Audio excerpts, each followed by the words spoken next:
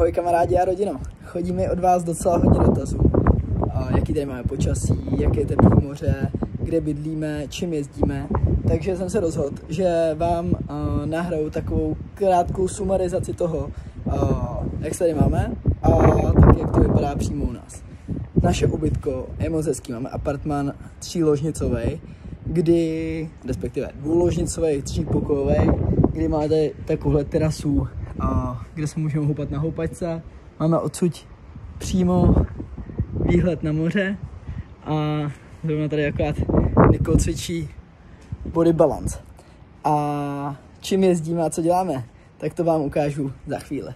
Co se týče počasí, je tady krásných 25 stupňů, záleží teda, kde přímo jste.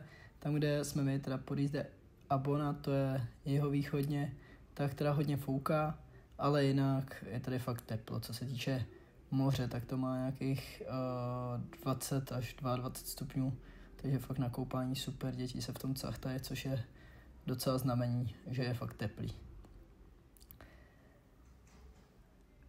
Co se týče naší káry, máme Volkswagen T-Cross, čekal jsem teda, že to bude větší, ale jezdí to pěkně, takže nestěžuje si tohle, to je naše kára.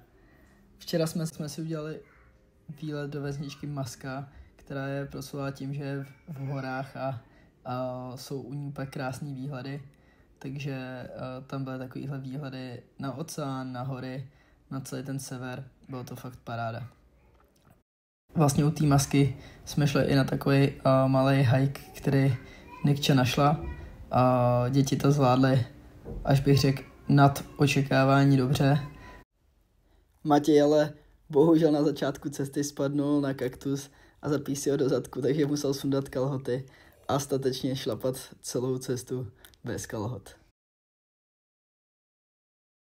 Tamtud jsme zamířili do vesničky Alcala, která nás nadchla svýma sportovníma možnostma, nebo mě zejména, kde se mi líbily workoutové hřiště, dětské hřiště, které tam byly, a celkově je to tam dost proslulý přírodníma bazénkama, které byly pro děti boží, protože v nich nebyly vlny, takže se tam mohly cachtat a líbilo se jim to.